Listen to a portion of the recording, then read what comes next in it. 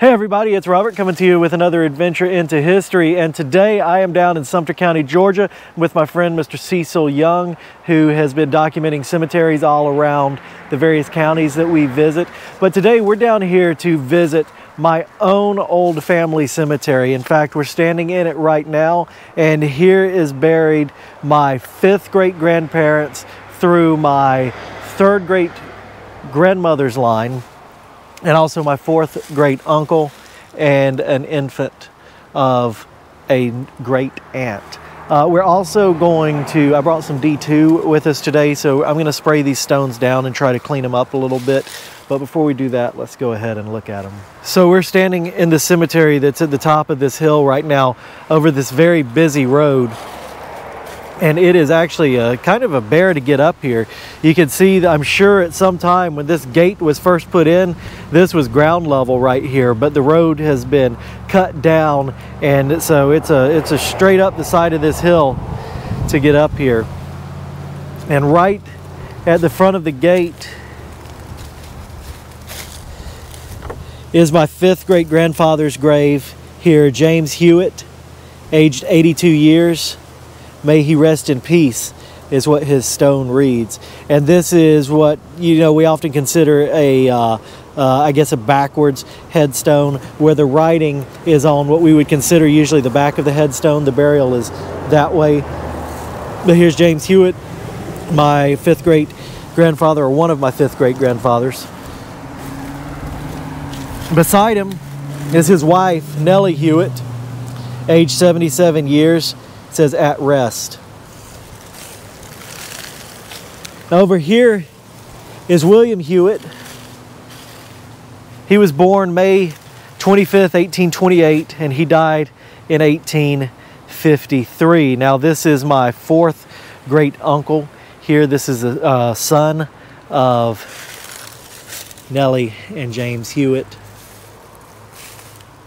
The epitaph says, "We will meet again." And he's actually got a brick tomb back there. It's hard to see because of all of this poison ivy on it. This is the infant son of Noah and Mary Tyson. It says, "Gone so soon." Also a brick tomb back there. It's kind of hard to see because of all the poison ivy. Now, I was also told that Mary Tyson is buried here, but I do not see her grave or any evidence of any other graves other than just these 4. Cecil, you walked out. You didn't see any graves around here, did you? There's more fencing that way. I didn't see anything. Gotcha. I have been here before, but it has been a long time, and I did not remember there being any more other than these 4. Also, incredible to note is that huge cedar tree. We were just talking about big cedar trees in a different cemetery.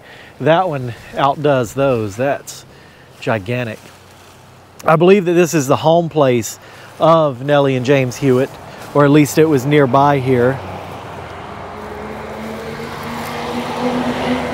So now I'm going to spray this down with some D2 really quick and see if we can't clean it up. These graves are not in bad shape, but they do have a little bit of this growth on them. So I'm going to give this grave just a quick rinse off real quick, because a lot of that's on it is loose.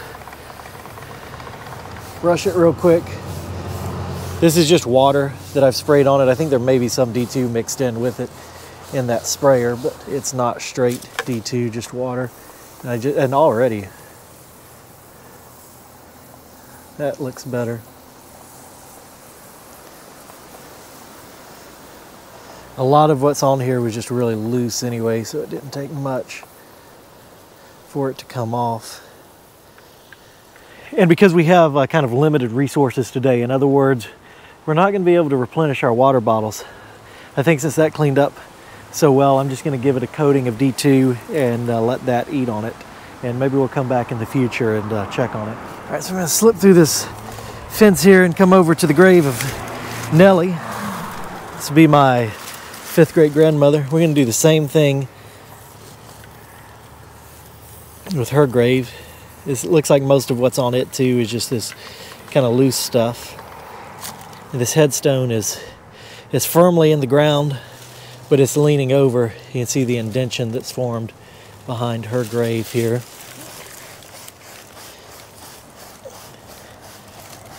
This one might actually take a little bit more work on it, so I'm just going to let it soak in this watery D2 mixture for a minute.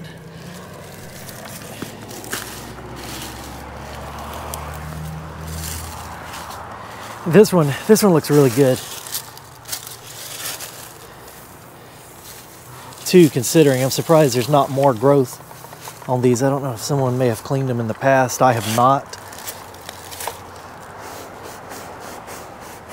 I guess there is quite a bit of growth on it. It's kind of hard to see. We'll notice it more when it starts to come off.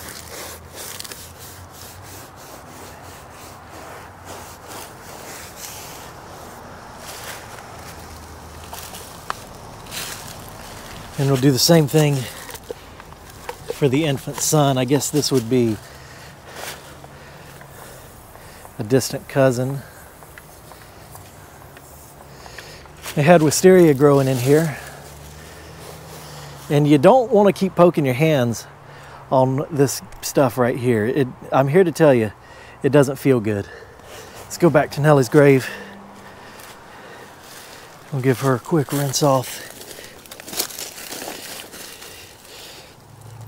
Even though that stuff's D2 is diluted with water, you can see it's already kind of working on it. Any kind of color change there, so this should be, yeah, look at that.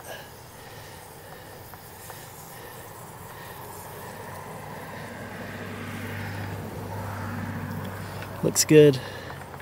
Looks good already. Getting all that surface stuff off of there.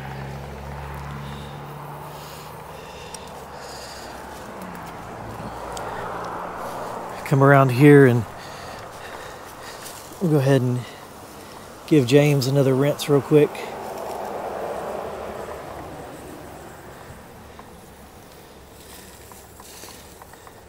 Yeah, look at all that coming off of there. That's pretty good. Pretty good. All right. There we go. You can see all the stuff on that. This one's going to take some more probably full D2, not this watered down mixture that's in this rinsing bottle here, because I can still see a lot more growth on it. It's evident now.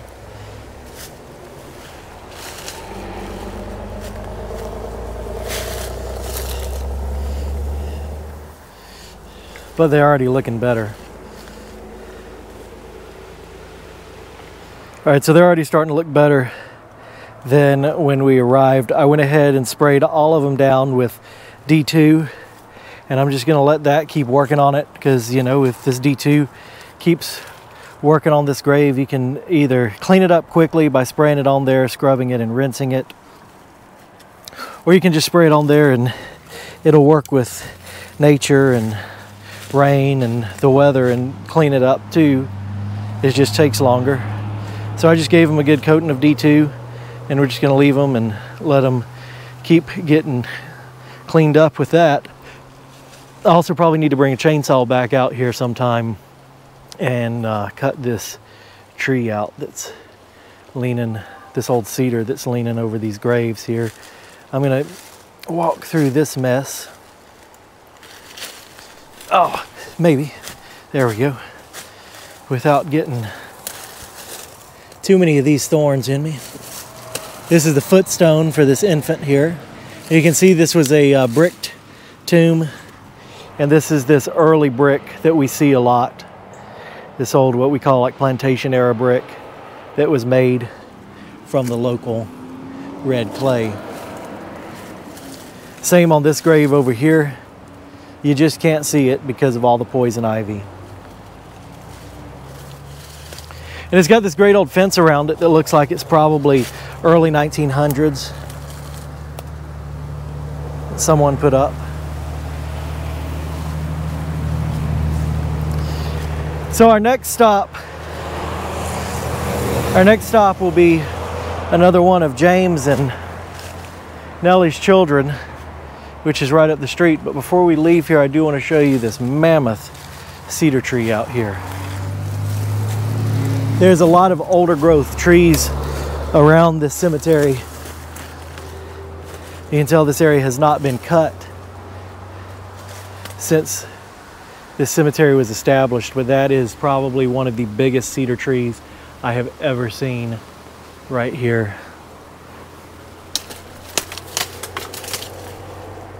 If I hold the camera out and stand up against it, you can kind of see how large it is. So their home place is probably somewhere near here. Looks like just these 4 burials on top of this hill, and it just kind of slopes back off throughout there. All right, so now we're gonna go on up the road to my next set of people.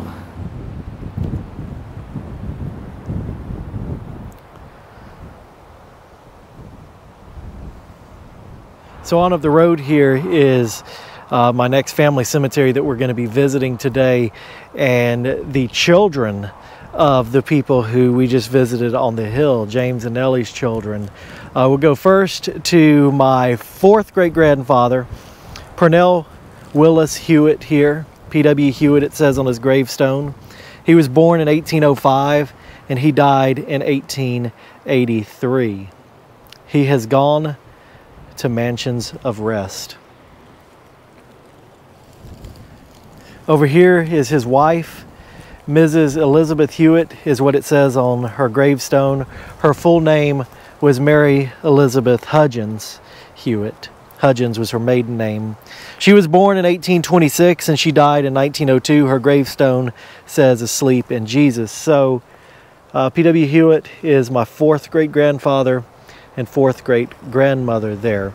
This is most likely one of his brothers, J.B. Hewett, born August 27th, 1815, and died in 1885. It says gone but not forgotten. Down here is Spencer O. Hewett, possibly another brother. It says he died in 1878, aged 77 years. His memory is blessed. This is Jubal Tolbert Morris, born October 20th, 1861, and died February 2nd, 1919. None knew him but to love him. None named him but to praise. Now, I'm not exactly sure how the Morris line ties in with the Hewetts here, but I'm sure it would not be hard to figure out. Now, this is a concrete marker here, and you'll notice this is a Depression era grave too, 1930. So Ellen Morris died April 1930. She is not dead, but sleeping. Back here more.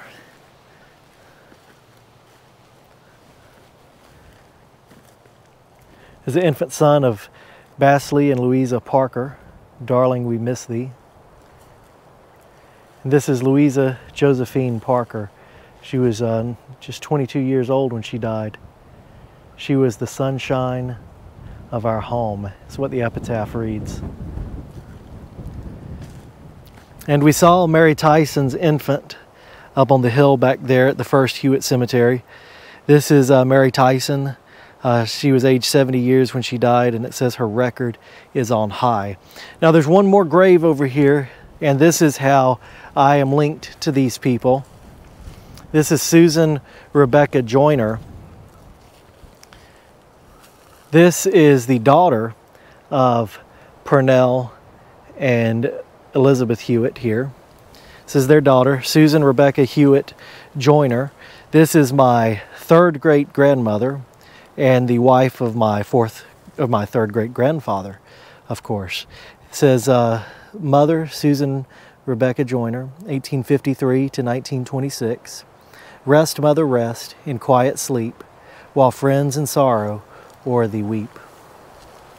Now my 3rd great-grandfather is Shady Joiner, and he is not buried here with her. He's on down the road. We're going to go visit him as well. Susan Rebecca Hewett was his 2nd wife, and he's most likely buried with his 1st wife over at the other cemetery that we're about to take you to. But this is a beautiful place. These stones are all in really good shape. I guess they're getting lots of sunlight too, which is helping them stay nice. It's a beautiful place, just buried here on the outside of some farmer's field.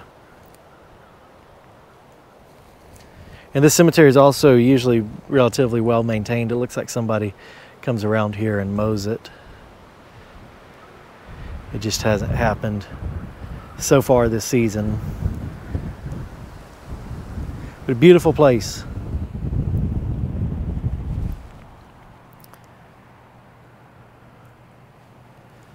So we're on down the road and have come to the site of my third great-grandfather's grave that we're going to be visiting again.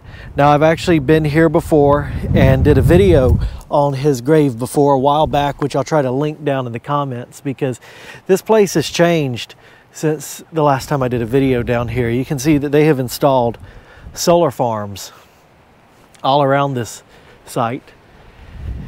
This pile of debris was a house. This was old Green Norris's house, and it was standing when I was a kid. This place is completely different than it was when I was a kid. When people ask why or how I got into this sort of thing, the history, visiting the old cemeteries, old houses, that sort of thing, this is one of the reasons right here. When I was a kid, my mom would take me around to the old family cemeteries because she was doing genealogy. And this place was absolutely fascinating to me as a kid. My mom had been looking for the grave of Shady Joiner, my third great-grandfather, and she was unable to locate it. This was back before, you know, find a grave and all that sort of thing. And she met a fella. She came out here. She knew about where it was, but she met a fella who was working on a barn right up the street from there. And she asked him if he knew where Shady's grave was, and he did.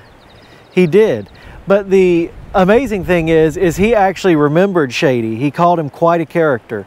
And this was a man that was alive in my lifetime that knew my third great-grandfather. He was obviously older in age and had known Shady as a young man, but he remembered him. And this was his property. I believe it's still in his family that this grave is on.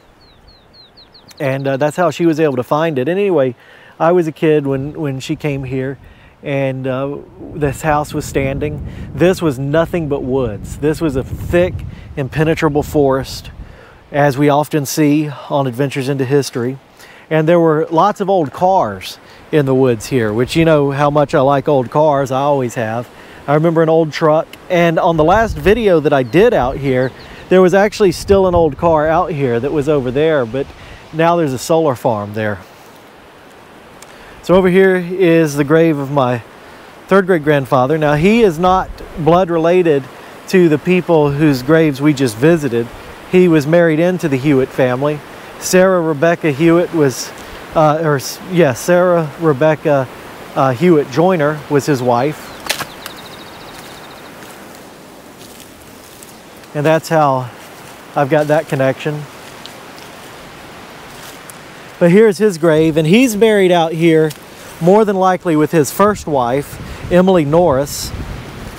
If she's buried here, she's buried in an unmarked grave. And like I said, we're behind what used to be Green Norris's house.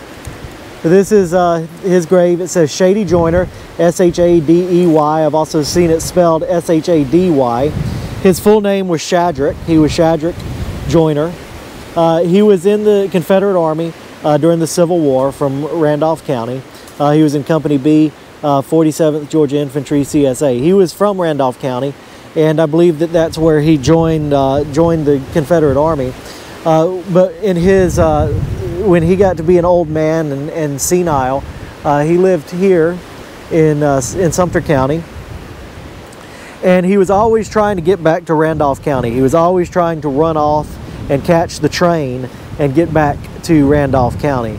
And of course, that never happened. Also, in his senility, he would sit in a chair and see the reflection of the fire in the window, and it gave him essentially PTSD from being in the Civil War. I believe when the Civil War ended, he was in a hospital and he was sick with something, but he lived for a long time after being in the Civil War. I'll get his death date and birth date in just a minute. I'm also going to come out here and clean his grave today. His headstone is kind of leaned over. I found where this was ordered because of course this is a VA marker. VA provides these for Confederate veterans. To this day, they still do. So this was ordered for him, but it's not complete. It doesn't have his birth date or death date on there. So Cecil's got some clippers that we're using right now, and you know, he's a professional, so he carries that sort of stuff with him, thankfully. So it was Clyde Smith was the name of the fella that my mom met, and he was a older fella. Like I said, he was on top of his barn though, working on it, when she came up on him to ask if he knew where the grave of Shady Joiner was, and he did. And he was only 5 years old when Shady died, but he still remembered him. He still remembered him and described him as quite a character. And it's amazing to think about that, you know, someone in my lifetime remembered someone who lived so long ago. And of course, all of the graves that we just visited were of Shady's wife's family, but I haven't been able to locate where his father's buried. It appears though he's probably buried somewhere down in Randolph County, is the research that I've done seems to suggest that. But I haven't been able to locate where it would be. Might be his shoe right there too. So Shady Joiner was born in 1841 and he died in 1927. Now it gets interesting with the marriages that happened back in these days. So Shady Joiner's first wife was Emily Norris, who we believe is probably buried here, but in an unmarked grave. And we're down in the sandy counties right now, at least this part is, and they don't really form indentions like they do in the regular counties that we film in, so it's harder to see these unmarked graves. Shady Joiner's second wife was Susan Rebecca Hewett, who we visited her grave and her family. But Susan Rebecca was married before Shady. She was married to John Joiner. John Joiner died, and Shady took Susan Rebecca Hewett as his wife. Now, before John Joiner was married to Susan Rebecca, he was married to Sally Hewett. When Sally Hewett died, he married her sister, Susan Rebecca Hewett. And again, when John Joiner died, Shady married Susan Rebecca Hewett. So all sorts of confusing, you know, things happened with marriages back then. But we're going to try to clean this gravestone up a little bit.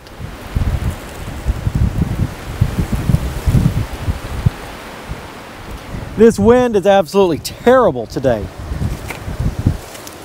So I'm just spraying D2 on this grave again. We're going to give it a few minutes to soak in. This is that VA. This is a VA grave, and these usually clean up really well. This type of stone that they use, this marble. And I already see some color change. This stuff starting to eat away at whatever's growing on this grave. I'm going to let that soak in for a minute, then we'll brush it. But there's another grave out here that is marked that I got to show you.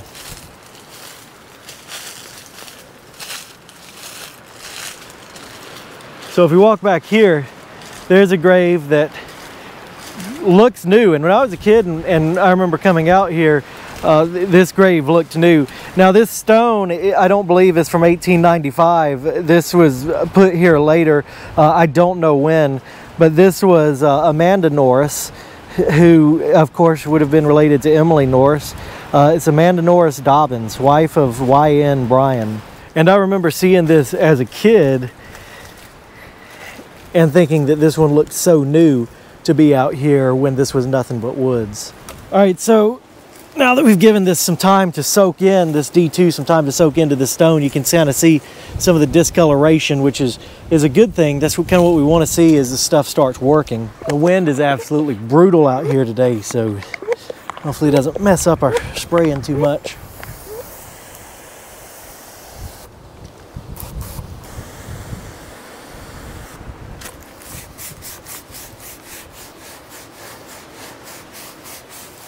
There we go.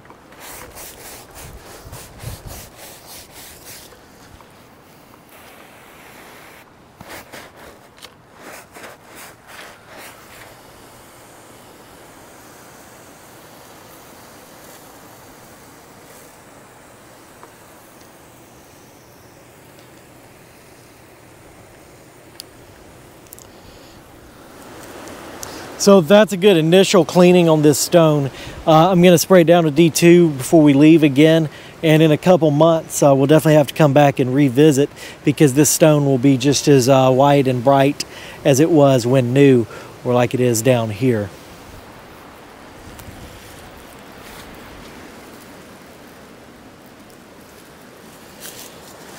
And what I'm going to do is go ahead and scrub this stuff in. I'm not going to rinse it now. I'm just going to scrub it in, which will help loosen all this growth on it, anything that's loose. Work it into the stone. And then the next time we have a good rain, it'll start cleaning that off, and it'll continue to work until this stone looks like new. So, interesting thing happened to me and Cecil while we were here. We actually met the landowner, who is the son of the man who showed my mom where this grave was. And he actually knew, he didn't know Shady like his dad did, of course, because his dad was only 5 years old when Shady died. But he knew Shady's stepson, John Joiner, and Susan Rebecca's son, and is actually related to him. In fact, his brother is named after John and Hewett Joiner. So amazing stuff here and amazing history. So I hope you guys have enjoyed seeing this with me today, seeing some of my family graves out here and taking care of them. Big shout out to Cecil for coming out here with me. And don't forget to like, share, and subscribe, and we'll see you next time.